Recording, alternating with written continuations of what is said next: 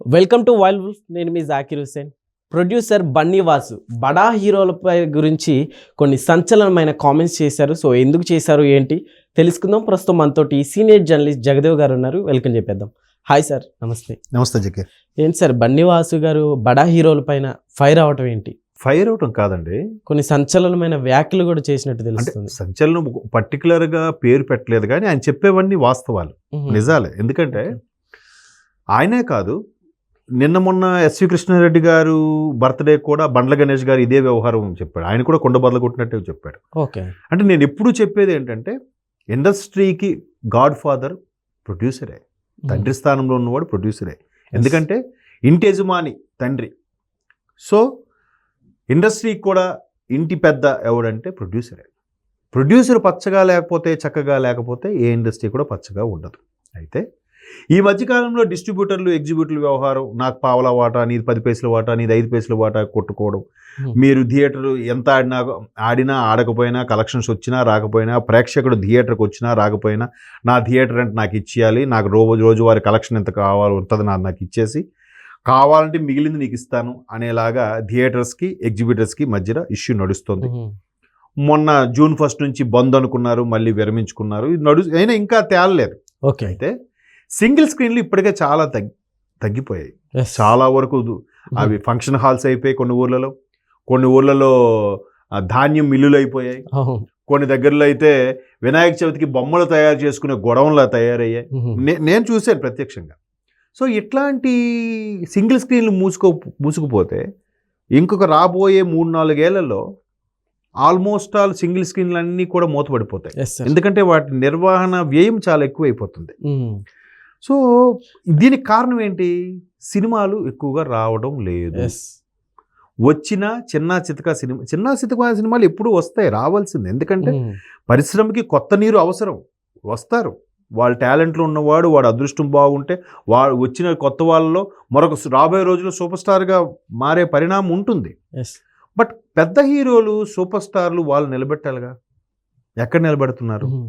ఒక్కొక్క హీరో సంవత్సరానికి ఒకటి కూడా చేయట్లేదే. ఇప్పుడు పవన్ కళ్యాణ్ గారు ఉన్నారు. ఆయన రాజకీయాల్లో వెళ్ళిపోయాడు కాబట్టి ఆయన అనుకున్న 3 సినిమాలు పెండింగ్లో ఉన్నాయి. అందుకు ఇప్పటికే నష్టం వచ్చిందని నేను ప్రొడ్యూసర్కి 11 కోట్లు ఎంతో తిరిగి కూడా ఇచ్చాడు ఆయన. అలాగే ఎంతమంది ఇస్తున్నారు పక్కన పెడితే. ఇప్పుడు ఆయన రాజకీయాల్లోకి వెళ్ళిపోయాడు, ప్రత్యక్ష రాజకీయాల్లో ఉప ముఖ్యమంత్రిగా ఉన్నాడు కాబట్టి పక్కన పెడదాం. మిగతా పెద్ద హీరోలు ఇప్పుడు పేర్లు చెప్తే వాళ్ళ హీరోలో అభిమానుల మనోభావాలు దెబ్బతింటాయి. కానీ ఎవరండి ఒక సంవత్సరం కనీసం ఒకటి చేస్తున్నారు చెప్పండి? 2 ఏళ్ళకి ఒకటి యావరేజ్ గా. దానికి తోడు ఈ పాన్ ఇండియా కల్చర్ ఒకటి వచ్చేసింది. ఇండియన్ సినిమా నిజమే, భారతీయ సినిమా స్థాయి పెరిగింది. కానీ ఇంతకుముందు ఇప్పుడు ఫస్ట్ ఓవర్సీస్లో ప్రదర్శితమైన సినిమా నాకు తెలిసి తెలుగు సినిమాకి సంబంధించి ఎవరో సీనియర్ మిత్రులు చెప్తే విన్నాను, మీడియా మిత్రులు, నర్తనశాల సినిమా అనేదో ఇంటర్నేషనల్ ఫిల్మ్ ఫెస్టివల్కి వెళ్ళిందట అప్పట్లో. ఓకే. ఆ సినిమా మొత్తానికి ఇద్దరు నటన మెచ్చుకున్నారంట అందరూ. ఒకటి బృహన్నల క్యారెక్టర్గా చేసిన ఎన్టీఆర్ గారిది, రెండోది ఆయన కీచకుడుగా చేసిన ఎస్వి రంగారావు గారి క్యారెక్టర్. బా ఏంటి వీళ్ళు భలే చేస్తున్నారు వీళ్ళు యాక్టింగ్ అని విశ్వ వేదిక మీద కూడా వీళ్ళు మెచ్చుకున్నారంట. ఆ తర్వాత చాలా ఓవర్సీస్కి వెళ్ళాయి. నాకు తెలిసి చిరంజీవి గారిది ఫస్ట్ ఓవర్సీస్లో బాగా ఆడిన సినిమా అంటే ముందు రిలీజ్ అయింది కొదమసింహం. బీభత్సంగా ఆడేసింది cowboy cinema. Arab countries, Canada, US వీటన్నిటిలో ఆడిందంట. అంటే చూడండి మరి అప్పుడు ఎంత బడ్జెట్ తీసేవారండి. ఒకటి చిరంజీవి గారు అయితే నాకు తెలిసి ఒక ఇయర్ 10-12 సినిమాలు కూడా చేసిన సందర్భాలు గతంలో. రాజేంద్ర ప్రసాద్ గారు అయితే 15-16 సినిమా చేశారు ఒక సంవత్సరం. తర్వాత సూపర్ స్టార్ కృష్ణ గారు అయితే హైయెస్ట్ 17-18 ఎట్లా మరి వాళ్ళు మనుషులు కాదా అండి? వాళ్ళ హీరోలు కాదా? వాళ్ళ క్రేజ్ లేదా? వాళ్ళ సినిమాలు ఆడలేదా? వాళ్ళ పావలా పెడితే 100 రూపాయలు సంపాదించుకునే రోజులు కూడా ఉన్నాయిగా. మరి ఇప్పుడు ఇంకా ఎక్కువ ఉన్నాయి. ఇప్పుడు రిసోర్సెస్, ఓటీటీ అని, శాటిలైట్ అని, సోషల్ మీడియా అని, ఆడియో రైట్స్ అని కదా. ఒక్కొక్క సినిమా బిట్ని మంచి షార్ట్స్గా చేసుకున్న దానికి కొన్ని వ్యూస్ వస్తున్నాయే యూట్యూబ్లో పెట్టుకుంటే. అవునా? మరి అలాంటప్పుడు ఇంత ఇది చేసినప్పుడు ఎందుకు థియేటర్స్ తగ్గిపోతున్నాయంటే ఒక్కొక్కటి సినిమా చేయట్లేదు. ఏ సోకాల్డ్ ఏ పెద్ద హీరో పేరు చెప్పండి. సంవత్సరానికి ఒకటి కూడా లేదండి, 2 ఏళ్ళకి ఒకటి. ఇంకొక మహానుభావుడు ఉన్నాడు దర్శకుడు, నిజమే ఆయన వరుస హిట్లే, ఆయనతో సినిమా అంటే మినిమం 3 ఏళ్ళు అంట. 3 ఏళ్ళు 2 ఏళ్ళు 3 ఫిక్స్. అది ఎట్లా మరి ఇండస్ట్రీ ఎలా బతుకుతుంది? ఒక్క ఇండస్ట్రీ అంటే ఈ ప్రొడ్యూసరు, హీరోలు, యాక్టర్లు, సైడ్ క్యారెక్టర్ వీలేనా? 24 క్రాఫ్ట్స్లో కాస్ట్యూమ్స్, కొరియోగ్రాఫరు, ప్రొడక్షన్ వాడు, ఇంకా చాలా ఉన్నాయి, మేకప్ వాడు, జూనియర్ ఆర్టిస్టులు, ఎడిటింగు, ఎన్ని ఉన్నాయి? 24 క్రాఫ్ట్స్ అంటారు మొత్తం.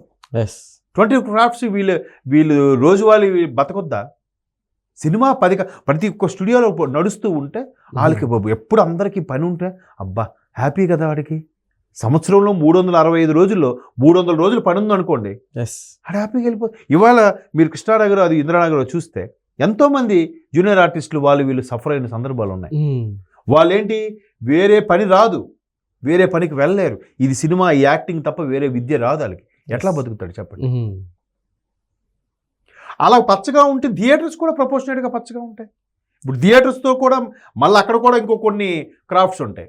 సైకిల్ స్టాండ్ వాడు, కార్ పార్కింగ్ వాడు, సమోసాలు అమ్మేవాడు, కూల్ డ్రింక్ అమ్మేవాడు, ల్యాబ్లో వర్క్ చేసేవాడు, ఆపరేటరు కదా. వీళ్ళకి కూడా పని ఉంటుంది కదా థియేటర్లు పచ్చగా ఉంటాయి. లేకపోతే ఏముంది, ఆ హౌస్ కీపింగ్ వాడే, టికెట్లు చింపేవాడు, ఇద్దరు ఒకటే ఉంటారు. ఇంకా థియేటర్ ఖాళీగా నువ్వే క్లీన్ చేసుకో, అయిపోయింది. ఎక్కువ ఫ్లోటింగ్ అవుతుంటే లేదు సార్ టికెట్ల పని అవుతుంది, హౌస్ కీపింగ్ అవుతుంది అంటే దానికి ఒక మనిషి పెడితే అక్కడ ఒక మనిషికి పని దొరుకుతుంది కదా. అట్లాంటి పరిస్థితుల్లో ఇప్పుడు బండ్ల గణేష్ అదే మాట చెప్పాడు. బన్నీవాస్ క్లియర్గా చెప్పేశాడు, ఎంత సూపర్ హిట్ అయినా ప్రొడ్యూసర్కి వచ్చేది 40%, మిగతా 60% ఎక్కడికి వెళ్తుంది? మాకేం రావట్లేదే. ఎగ్జిబిటర్సా, డిస్ట్రిబ్యూటర్సా, థియేటర్ ఓనర్సా, ఎవరు? ఆయన పేరే బన్నీవాసు, పేరే పెట్టుకున్నాడు అట్లా. అత్యంత క్లోజ్ ఫ్రెండ్, అరవింద్ గారికి కూడా రైట్ హ్యాండ్ లాంటి వ్యక్తి. చాలా ముందు మన నాగవంశీ గారిలాగా చిన్న చితక ముందు సినిమాలు మంచి చేసి ఇప్పుడు పెద్ద పెద్ద సినిమాలు కూడా ప్రొడ్యూస్ చేస్తున్నారు. మరి అలాంటి ప్రొడ్యూసర్లు రావాలి ఇంకా తెర మీదకి ఇండస్ట్రీలో. కంటే ప్రొడ్యూసర్ అనేవాడు ఈరోజు ఈ పచ్చగా ఉండి లాస్ ఆర్ గెయిన్, హిట్ ఫట పక్కన పెట్టండి, సినిమా ముందు రిలీజ్ అయితే మినిమం వాడు అసలు ఆడికి వచ్చేస్తే నెక్స్ట్ సినిమా కొడతాండ్రా అంటాడు. ప్రొడ్యూసర్ అనేవాడు లేకపోతే ఇప్పుడు చాలామంది అంటారు ఆ హీరో వల్ల సినిమా ఆడేసిందిరా, కథ మాత్రం హైలైట్ రా. సరే నీ కథ super, screen play extraordinary, hero అంటే ఇంకా చించేశాడు, సూపర్ చేశాడు. మరి వీళ్ళందరిది పట్టాలెక్కడానికి కావలసిన వ్యక్తి ఎవరు? ప్రొడ్యూసరు. నీ దగ్గర మంచి కథ ఉంది, ఆ కథకి మంచి రూపాంతరం రావాలంటే ప్రొడ్యూసర్. నీలో మంచి టాలెంట్ ఉంది, ఆ టాలెంట్ నువ్వు వెండి తెర మీద చూపించాలంటే ప్రొడ్యూసర్ కావాలి. నీకు రెమ్యునరేషన్ ఫ్రీగా చేస్తా, నా ఫ్రీగానే చేస్తాను సార్. ఎన్ని చేస్తావు? 1-2 సినిమాలు, 3వ సినిమా నుంచి రెమ్యునరేషన్ అడుగుతావు. సార్ ఆ సినిమా పేరు వచ్చింది, నాకు ఎంత కావాలి సార్. అన్నిటికీ ఇదే. అట్లా డబ్బులు ఇచ్చే ఆ ప్రొడ్యూసరు లక్ష్మీపుత్రుడు వాడు లేకపోతే సినిమా ఇండస్ట్రీ ఏముంటుంది? ఆ తర్వాత స్క్రీన్లు కూడా ఏమవుతాయి? హీరోలు మా వల్ల ఇండస్ట్రీ నడుస్తుంది అనుకునే హీరోలు కూడా ఉన్నారు. చేయండి అయ్యా, కనీసం సంవత్సరానికి ఒకటైనా చేయండి. ఇప్పుడు 2 చేయండి, 6 నెలలకు ఒకటి.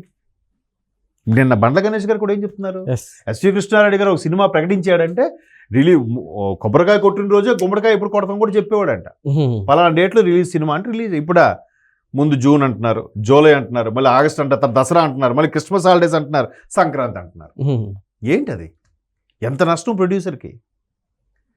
కాబట్టి అది బన్నీవాసే కాదు, బండ్ల గణేషే కాదు, పెద్ద పెద్ద ప్రొడ్యూసర్లు కూడా చాలామంది, సురేష్ బాబు గారు కూడా ఒకసారి అలాగే ఆవేదన వ్యక్తం చేశారు. ఎందుకు సార్ మీరు పెద్ద పెద్ద వాళ్ళతో తీయట్లేదంటే, పెద్ద పెద్ద హీరోలు వాళ్ళ కోసం నేను క్యూలో నిలబడాలి, వాళ్ళ డేట్స్ ప్రకారం నేను చెప్పాలి. నేను ఇప్పుడు మీ ఇంటికి వచ్చానండి, మీ ఇంటి రేంజ్ ఏంటి? మీరు నాకు పికెల్తో పెడతారు భోజనం, మీ స్థాయి అది. నా ఇంటికి వస్తే నేను పప్పు అన్నంతో పెడతా, ఇది నా స్థాయి. లేదు నేను మీ ఇంటికి వచ్చిన పప్పు ఉందా, చికెన్ ఉందా, అలా అయితే వస్తానంటే పచ్చడి వద్దు సార్. అంతే కదా, ఒక్కొక్క ప్రొడ్యూసర్ ఈ ఫుడ్ పెడతాడు, ఈ స్థాయిలో సినిమా తీస్తాడు. ఆయన ఊటీలోనే తీస్తాడు సినిమా, హైదరాబాద్ రోడ్ల మీద తీస్తాడు.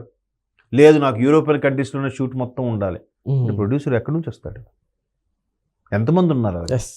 కాబట్టి అది మారాలి, చూద్దాం. అంటే పూర్తిగా తెగే వరకు లాక్కుండా ఇప్పుడే తేరుకుంటే అందరికీ బాగుంటుంది.